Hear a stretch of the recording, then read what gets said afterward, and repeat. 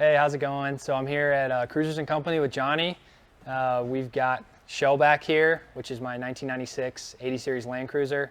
Lots been done to it. Not a lot of the stuff is still from 1996, but we'll dive in.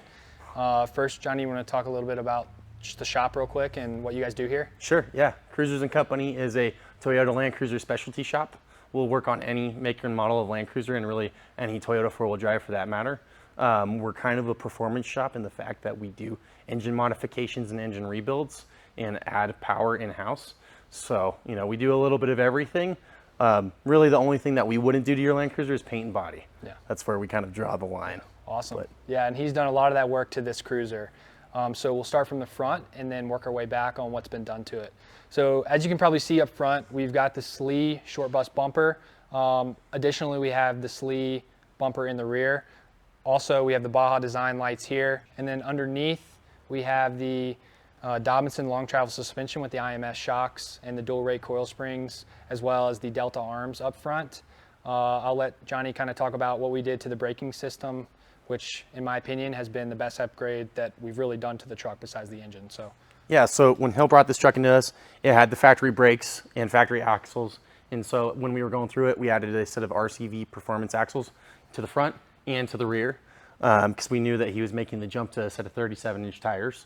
While we did that, we also added a set of 17-inch power brakes to this truck. If you don't know Power Brake, check them out. They're incredible. They're designed in South Africa, and that's where they're manufactured too. They're just super burly, awesome brake components for any four-wheel drive. That's what their specialty is. And between those and an ABS delete on this truck, it stops incredibly well. It stops better than almost any other 80 out there. And that's a truck on 37s that can move really, really fast because of what we've done to the engine. Along with those power brakes, you know, like I said, Hill got a set of 37-inch Toyo Open Country RTs on here. They're wrapped around some Icon rebound wheels. It's a really nice combo that was put together, and it just gives the truck the perfect stance. Yeah, so I got the wheels and tires from SLE. I've ran these things all the way down to like 8 pounds with these Icons, so I couldn't be happier. I don't ever imagine going down less than that. And they're super quiet on the road, and they drive really, really well. Back to the brakes there. Johnny just weighed the truck, so what did we come out with on the weight? The weight's just above 6,000 pounds, and that's empty weight. So Hill wasn't loaded up for any travel or anything like that. So I could easily see your truck being 65, closer to 7 when you have, your girlfriend, the dog, all your gear. You're out for a week. I could easily see you being close to 7,000 pounds fully loaded. Well, let's be honest. If my girlfriend's in the car, it's not going to add that much weight. Oh, that's fair. That's fair.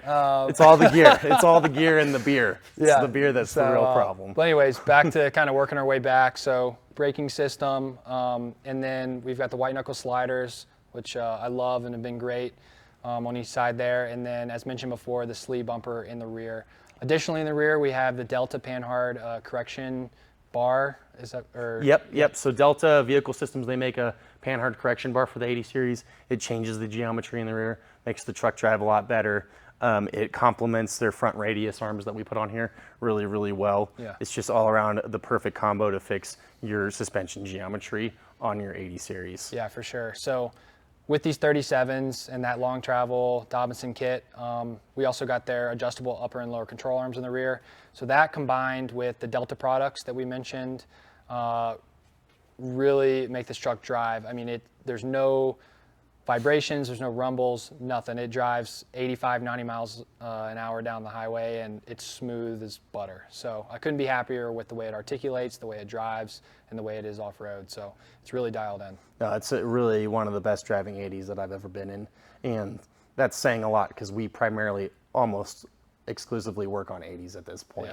You know, most of the time, I mean, Hill, you can attest to this, almost every time you come in here, every bay is filled with an 80. Yeah, so, for sure. You know, the fact that this one drives like it does, I truly mean that it's one of, if not the best driving 80 out there that I've ever been a part of. What a compliment. And then along with off-road and articulation, we also have the Landcruiser Fill sway bar disconnect in the front, and I just got to test that out a couple weeks ago, and love that as well. And you could even maybe he doesn't recommend it, but you could drive on road with that disconnected.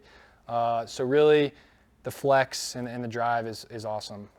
So working our way inside, we have the equipped seat covers. Love them, especially if you have a dog. I don't know if she's in view here, but if you don't want to reupholster your seats, which I know a lot of 80 seats get cracked and old over time, the equipped seat covers are a great upgrade, and I couldn't recommend them enough.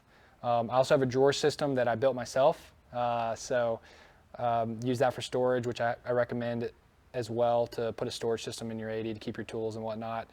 And then we did some things to support the engine up front, which we will show, but a 3-gauge pod on the A-pillar, which was 3D printed by Johnny. You want to talk a little bit about that?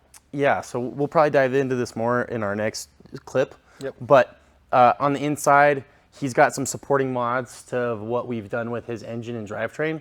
And that is a 3D printed gauge pod that we made after we scanned the A-pillar. And it hosts a boost gauge, an AFR gauge, and a water temp gauge. And based on those words, you probably know that we've done some pretty fun things to this engine. Yeah, for sure, which we'll dive into in a little bit. But I didn't do a lot of interior upgrades, and Johnny can attest to this, that I kind of prided myself on how clean this interior is. So I have all the original parts that the truck came with. This was a one-owner vehicle when I bought it, and the interior was immaculate, and I've tried to keep it that way. And Johnny did a really great job over the year and a half that it was here. It looks perfect. So tried to keep it as stock as possible with our switches and everything. And even that gauge pod almost looks like it belongs in the truck from Toyota, which I really appreciate.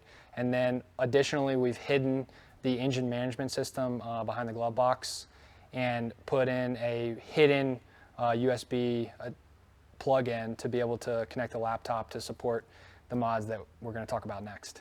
Yeah, it turned out really great. And like Hill said, the inside was immaculate when it came in. And so when we do a build like this, we'll go through and we'll wrap the entire inside of the truck in plastic. Yep. As you can attest, you saw it many times here. You know, the last thing we want to do is take a client's perfect interior and accidentally shred it or accidentally get grease on the seats. So we really do try to, you know, protect those things when they come into our shop. Yeah, and all the plastic, you know, when you're getting behind the dash, it was all very well preserved, so couldn't be happier with that. But next, we can pop the hood and give you a little sneak peek of what's to come next. And yeah, so. Awesome. Cool. Alrighty, so this is where my expertise kind of goes out the window, and Johnny's takes over, but not a normal engine bay. But honestly, it looks like maybe it could come from Toyota like this. So from what you guys can see is one of our rebuilt 1FZ FTEs. We've taken the standard 1FZ FE and we've turbocharged it. So we'll dive into that more in the next video.